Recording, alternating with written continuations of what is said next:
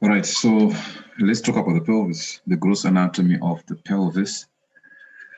So we'll go through the fundamental parts. That's what I like.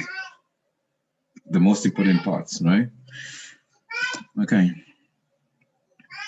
So we'll look at firstly osteology, right? So basically, I'll just be talking about what this core pelvis one in snail there, right? And so look at the osteology of the sacrum and the hip bones, right?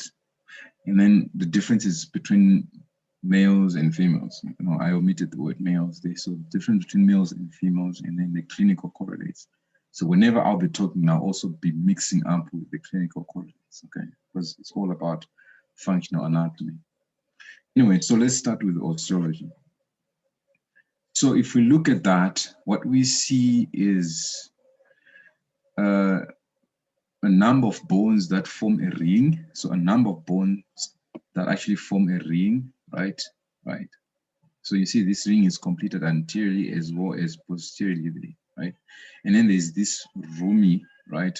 This roomy structure that we have there that we're calling the pelvis. So this origin is the pelvis, right? Won't spend time on that. But now, what then forms the bony pelvis? So the bony pelvis is formed posteriorly by the sacrum. So it's formed posteriorly by the sacrum, and then anterolaterally by the hip bones. So the hip bones, these are what we call the innominate bones. So they're called innominate bones. You may have questions asking you that. They're innominate bones.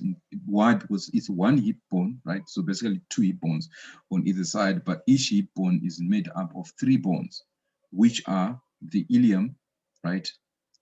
That is got this fossa, right? And then this crest part, the ilium, right? And the pubis, right? So that's the pubis, generally having a body, the superior rami and then inferior rami. And then the ischium, that has got only one rami and then the body. Okay. So that then forms the hip bones, right? And then the two hip bones are joined anteriorly by this joint that is the symphysis pubis, all right? And then these hip bones articulate then with the femur at the acetabulum. I think by now we're familiar with that. Okay. But now this pelvis, before I go into detail with all of these bones, let's just divide this pelvis. So this pelvis is divided into a greater pelvis and a lesser pelvis, right? A true pelvis and a false pelvis. So what am I saying? I'm saying if I look at this pelvis, right? We have the upper part of the pelvis that is called the false pelvis, and then the lower part that is smaller, that is the true pelvis, right? So there's a boundary between the false pelvis and then the true pelvis. So the boundary is formed by, so this is generally the sacral bone, right? And then the upper part of the sacrum that joins with L5, that is what we call the promontory. So the anterior part of the promontory there, right? And then these margins, right? That line, that we call the iliopectineal line, right? That is the iliopectineal line, right? And then anteriorly by the body of the pubis, and then the symphysis pubis, and then the other side as well, the iliopectineal line, completed posteriorly by the sacral promontory. So that is the pelvic inlet, right? So when you talk about the true pelvis, how to get into the true pelvis from the false pelvis, we use this pelvic inlet, right? Or what we call the pelvic brim. This is very important in terms of, you know, radiographic studies in studying the different types of pelvis between the females. We mostly look then at the pelvic inlet. All right, we'll talk about this later on, the different types of pelvis. All right, so that is the division between the false pelvis above, right, which, you know, when you talk about the pelvis, it doesn't have much use because, you know, it is basically a part of the abdomen, right, and then contains the uterus, right, as well as the fetus from the 3rd month of development going on, right.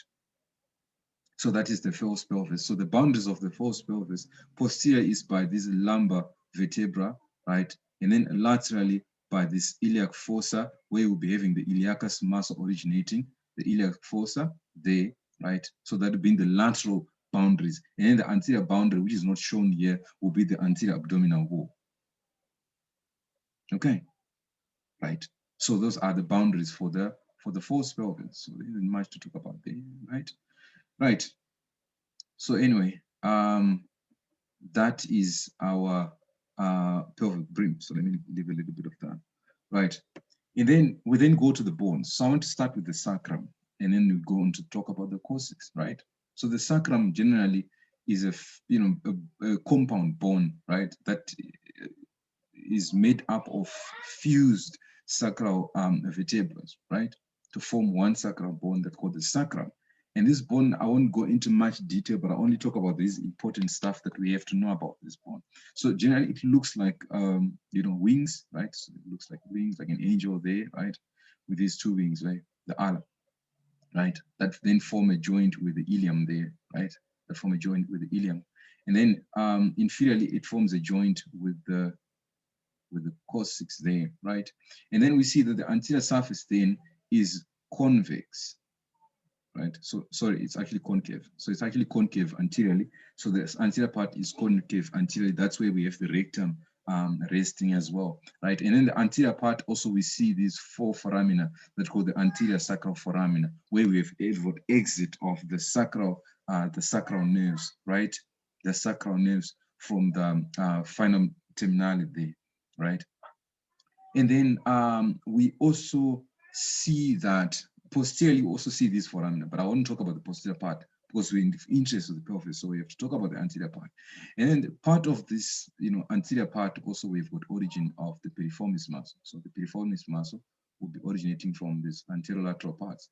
So the piriformis muscle will be originating from these anterolateral parts and then exit through the greater sciatic foramen to go to the upper part of the greater trochanter. So that muscle will be, coming from there and then, moving there in the greater sciatic foramen, going to the greater trochanter, and it acts as a lateral rotator of the lower limb. That's the piriformis. All right. So that is about the sacrum that I can actually say that is important for us here. All right, and then let's now talk about the ilium. The ilium, nothing important, but for you, much is the formation of the greater sciatic foramen, right? The formation of the greater sciatic foramen by this bone, right? So the formation of the greater sciatic foramen by this bone, right? That is the ilium, right? Okay, right? And then we then see that the lesser sciatic foramen will then be formed from here, right? So what I want you to appreciate, right, which they can ask you is this. The greater sciatic foramen or notch, because the foramen will then be formed when we have then the ligaments forming the boundaries there. For now, that is a notch that we see. So this notch generally, the greater sciatic notch is formed by the ilium, right? And then the lesser sciatic notch is formed by the ischium, all right? So that is very important. So if you know that the greater sciatic notch or foramen has got contributions of the ilium, then the lesser one has got contributions of the ischium. Then you are safe. That's number one. Number two is we have the iliac crest, right? So you can actually palpate this. We have an attachment as well of the abdominal muscles there, and then the spines, right? The spines, which is the anterior superior iliac spine and then the anterior inferior iliac spine. But what is important for now, we use this one mostly in abdomen, right? Is one of the attachments of the inguinal ligament. But in the anatomical position, when one is standing in the anatomical position, we actually say that the anterior superior iliac spine, so if I can draw it over here, the anterior iliac spine, anterior superior iliac spine, as well as the anterior part of the pubis over here, right? The anterior part of the pubis will be lying in the same plane, right? So they'll be lying in the same vertical plane in the anatomical position, right? So we can just exaggerate like that, right? So we get that. So in the anatomical position, anterior superior iliac spine as well as the anterior surface or the anterior part of the symphysis pubis lying in the same plane, right? So that's about the ilium, right? And it has got contribution in forming the acetabulum there, all right? And then that's the ilium. Then we go on to talk about the ischium. Then we go on to talk about the ischium. For the ischium, right? For the ischium, I want you to appreciate that this bone, right, not muchly shown here, but this bone generally has a body, right, and a rami. So it has a body and one rami. So if I can show this bone, it would just be looking like this. So it actually be having a body, right? Actually be having a body, and then the tuberosity there, right? And then one rami, one inferior rami, right? Right, so that would be one inferior rami. That this inferior rami is the one that articulate with the inferior rami of the pubis there, right? And then we have the pubis forming. So at this point, it would be giving contributions to the formation of the acetabulum, right? Right. And then you also have the pubis forming the superior rami and then the body. So generally, this bone, right? That's the inferior rami. We generally one rami, so there's no need to say inferior rami, right? And then the body is then, has got contribution in formation of the acetabulum over there, right? And then also we have the tuberosity, right? The ischial tuberosity as well as the spine. Okay, ischial tuberosity as well as the spine. So that's the ischial spine over there, right? So generally this bone will be like that, right? And then that's its rami. All right. So that's about the ischium, right? And then now let's talk about the pubis. So this one is clear. So we can actually see it. So the pubis has a body, right? So actually has a body at this point, right? And then two rami. So the superior rami and the inferior rami, right? So the superior rami and the inferior rami, right? And then we see that the superior rami and the inferior rami, as well as the rami of the ischium, right, form this foramen. That is the obturator foramen, right? So that is what called the obturator foramen. That is communication between the pelvis and the lower limb. All right, fine. So this is what you actually find some the books calling the istiopubic rami. So that's the istiopubic rami. The two istiopubic rami of both sides create an angle, right? That is called the subpubic angle. We'll talk about the differences in this angle between the males and the females. All right. All right. Fine. So that is the pubis. And then we see that the superior rami, right, of then the pubis is the one that has got contribution in formation of the acetabulum. It's actually the superior rami. The inferior rami is the one that just ends the, okay. And then this is the body, and then these two bodies are joined by the symphysis pubis, right? And then that's where we have the pubic tubercles, right? And then the pubic crest medially. Okay, fine. So that is about the pubic bones, all right? And from then, we then need to just, quickly talk about the joints. There is now need to talk about the joints, quickly talk about the joints, the joints, the joints. So the first thing, like the rule in anatomy, all the midline joints will never be synovial joints. So every midline joint will never be synovial. That means that this lumbosacral joint, we actually see intervertebral disc there, right? It's not even synovial joint, right? It's not even a synovial joint, right? That's actually a cartilaginous joint. And then also at this point, right, joint between the coccyx as well as the sacrum, it's also a cartilaginous joint, right? And then let's come to this joint. This is the one that I want to talk about proper, the symphysis pubis, right? The symphysis pubis. So to talk about these joints, just do a little bit of revision. The cartilaginous joints are divided into two: primary cartilaginous joints and then secondary cartilaginous joints, right? So primary cartilaginous joints and the secondary cartilaginous joints, right?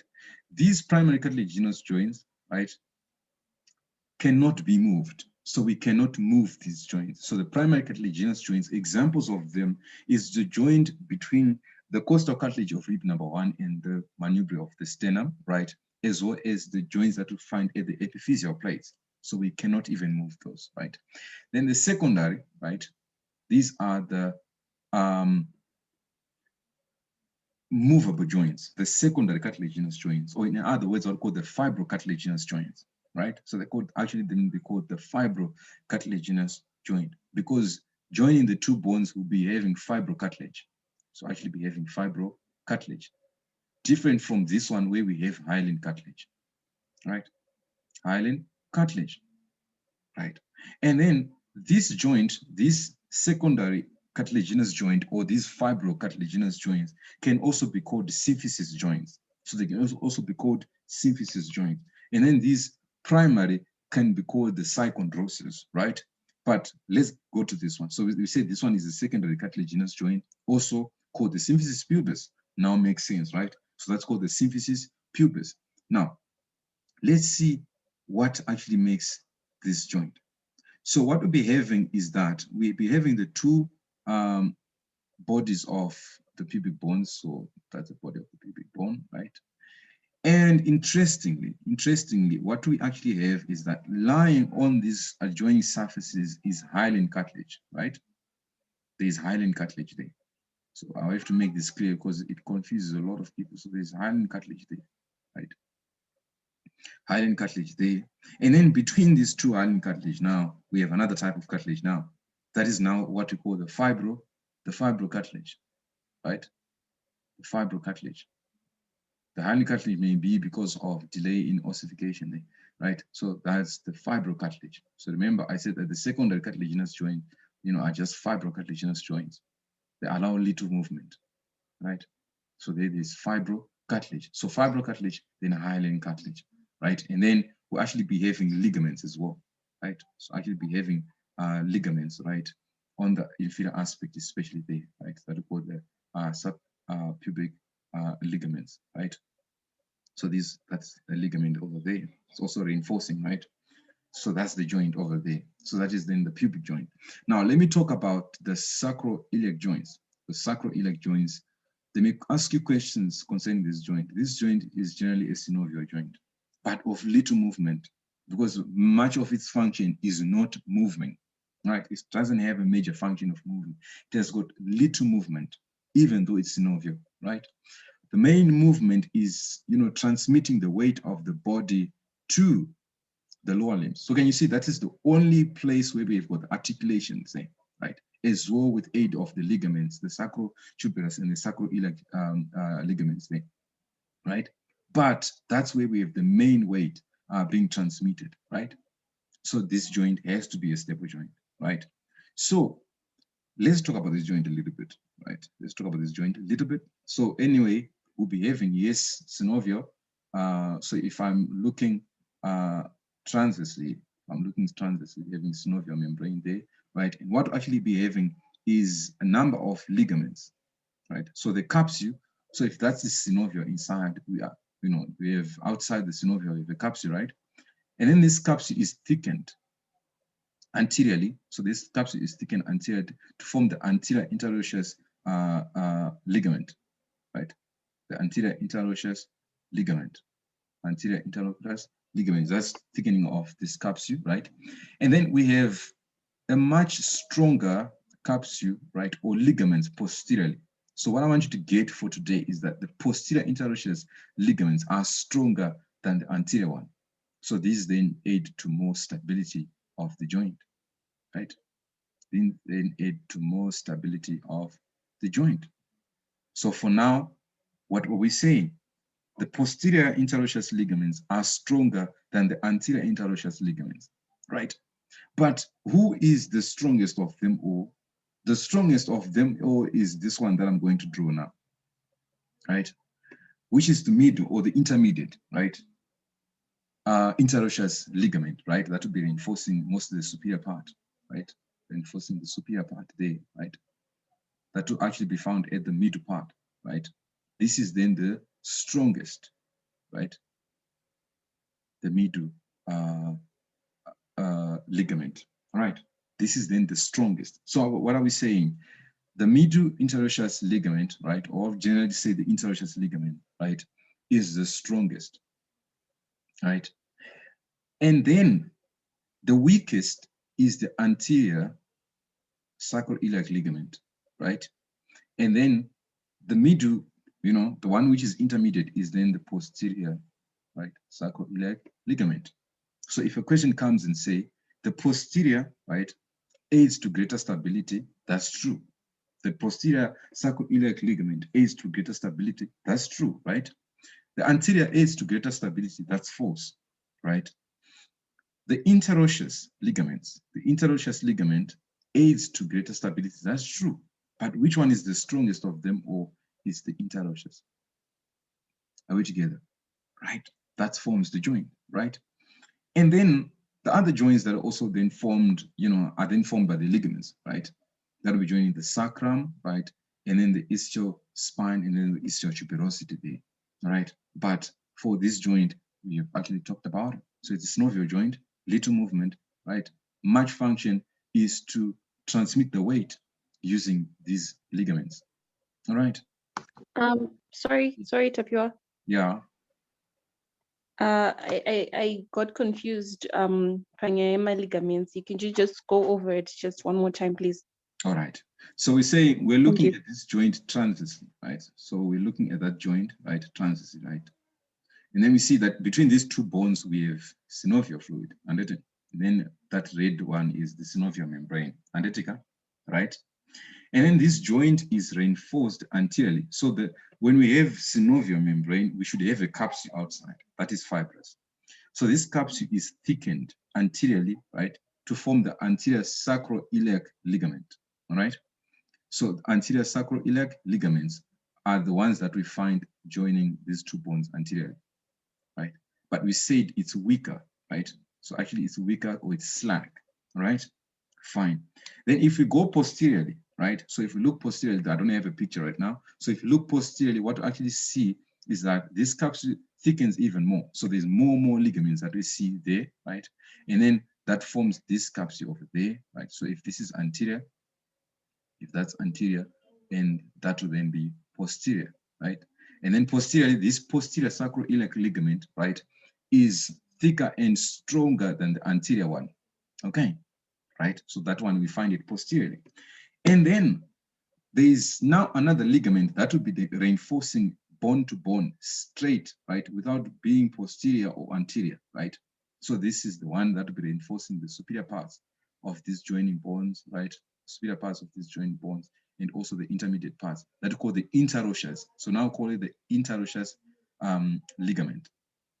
So we have the anterior sacroiliac ligament, the posterior sacroiliac ligament, and the interosseous ligament, right? And then we say the interosseous ligament is the strongest, aiding to greater stability of the joint, followed by the posterior sacroiliac ligament, right? And then lastly is the anterior sacroiliac, which is just slack, right? So is that clear? Yes, I got that. Thank you so much. All right. All right, so that is with the joints, right? And then this ring can be fractured. So this ring can be fractured, right? But what's interesting is that, so if it's this is a complete ring, right? So that's generally a complete ring. So that's generally a complete ring, right? So for these bones, if you break at one point, right, there is no displacement of the other segments, right? So there's stability is still maintained. So if you break it at one point, stability is still maintained, right? But to have a case where we have displacement of a segment, we have to have fractures at 2 points. Then we have this part displaced. What we see in thorax when we talk about the flail chest, when 2 segments of ribs are cut. So the same principle then also occurs there, right? And then we then see that with fractures of these bones, so with fractures of these bones, right? If we talk about the sacrum, right, there is a minimal displacement of segments. Why? Because we've got attachment of muscles like the piriformis muscles as well as ligaments as well, all right? And then the fractures of the pelvic bones, right, is usually or commonly associated with soft tissue damage of the structures within the pelvis. Okay, so fractures of this bony pelvis is associated with soft tissue damage. That is damage of the prostate, damage of the uterus, damage of the blood vessels, especially the veins, because they're thin walled and then these walls are just slack, all right?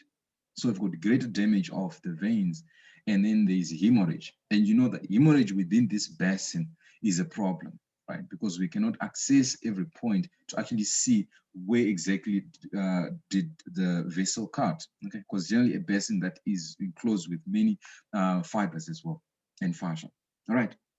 So that is with fractures of this. So usually a fracture of the pubis at this point, the pubis at the point, but I won't talk about this because there isn't much clinical stated in the places where we have the commonest fractures, right? But just know that we have displacement of segments if we cut it at 2 points, and then fractures of the pelvis, right? The bony pelvis is associated with soft tissue damage. For example, if one falls, right, and then force is transmitted from the greater trochanter, we have then fracture of the acetabulum, right? And then if they ask you questions concerning the structures that may be damaged, now it's for you to think, oh, maybe it may be the ovary, lying within the ovarian fossa, right? Lying within the ovarian fossa, so the ovary may be damaged, all right? Fine. If we have a force coming anteriorly, right, at the body of the pubis, we can damage the bladder, right? Especially a full bladder there, we can actually damage the bladder, right? So that is then soft tissue damage, right? If you've got fracture coming posteriorly, what can we damage there?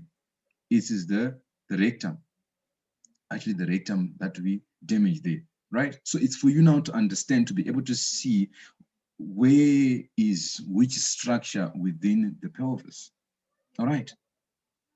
Okay, so that is with the fractures of the bony pelvis there. All right.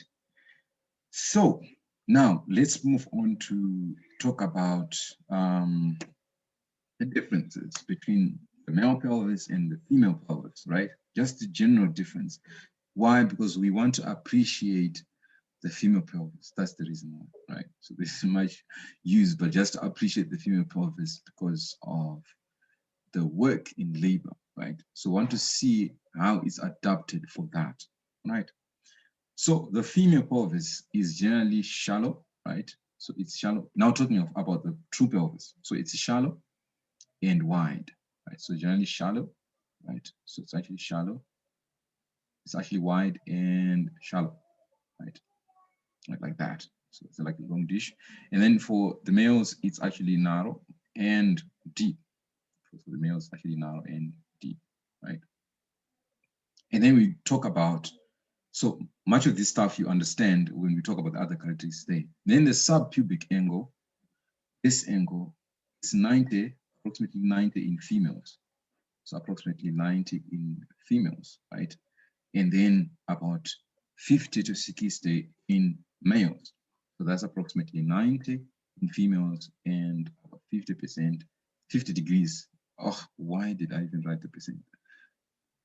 50 degrees in males there, right?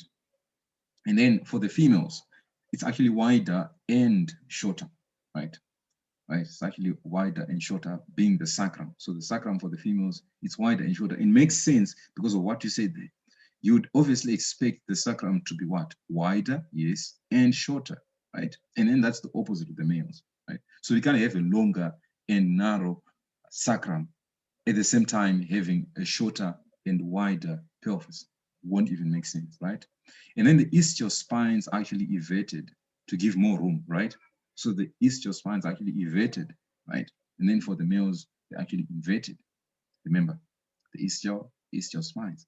And then we have a larger outlet, obviously, the larger pelvic outlet in the females, right? Why? Because of these spines as well. So you see these 2 points are going together, right?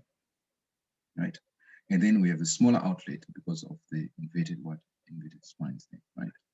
And then the inlet for the pelvis, the pelvic inlet, right, or the pelvic brim is generally oval with a larger transverse diameter, right, compared to the males.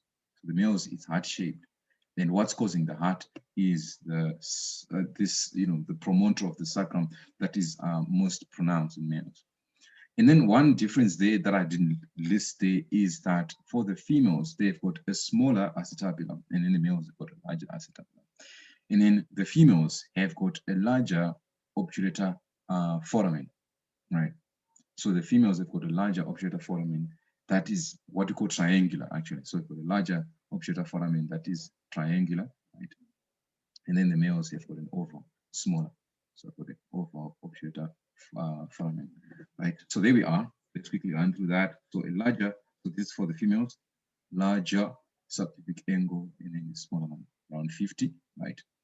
And inverted spines. So the inverted spines, and then these ones are a bit inverted spines, right?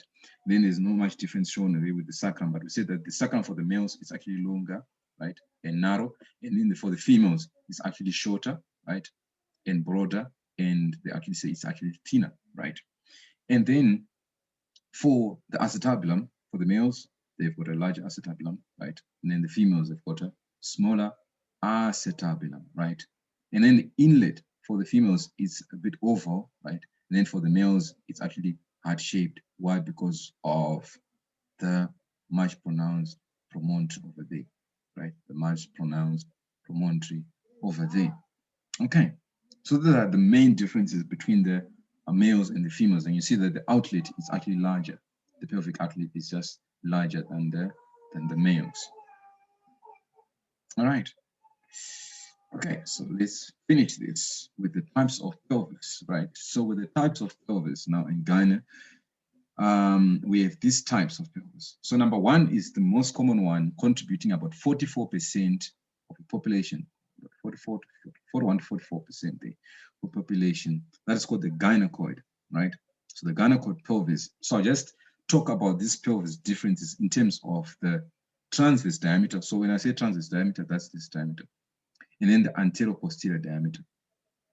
So the gynecoid, 41%, most suitable one is this one where the transverse diameter is larger than the anterior-posterior diameter, right?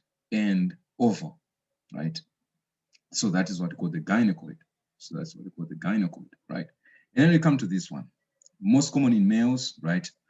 This is what we call the android, right? So with android, what actually happens is that we have, you know, the sacral promontory going forward more, and then it's heart-shaped, right?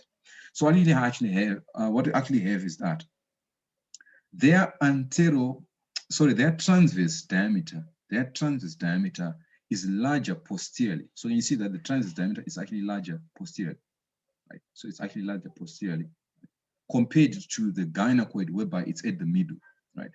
So this is what we call the android. So that's an android type of pelvis, also in females. So the android type of pelvis there, right? Android type of pelvis contribute about, I think, about 34%, right, of the population there, right? Okay, so the difference is just that transverse diameter is more posteriorly, right, compared to that one, all right? All right, and then from there, we move on to this type, right? So in apes, these animals, the apes that we call the anthropoids, right? The anthropoids, right? They actually figured out that there's common type of pelvis that we find in the anthropoids, right?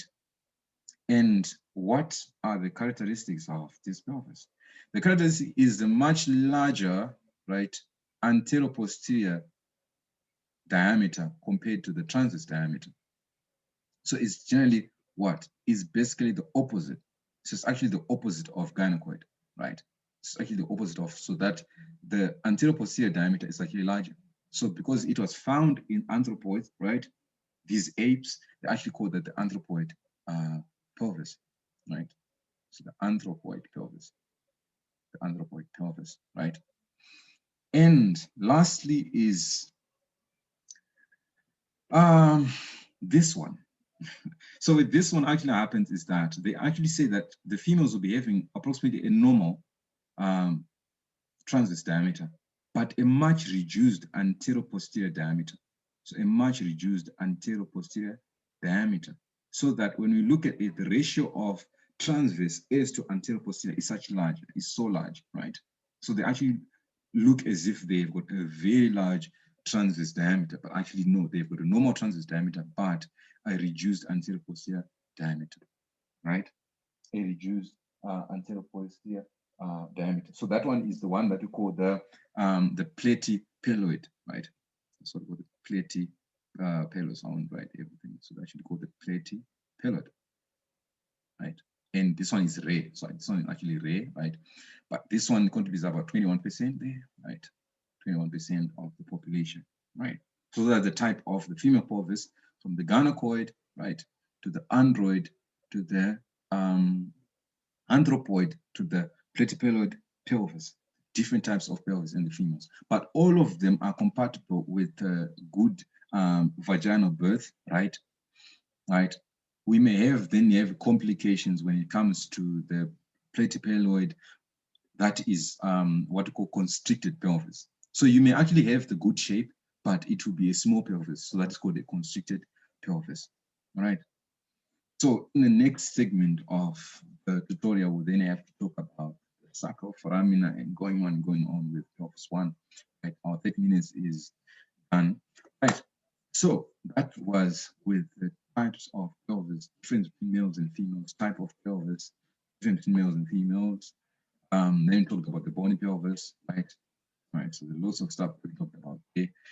So good time. Let's see what we can do in the next segment of the tutorial. So we are done. We are done. We have to restart again.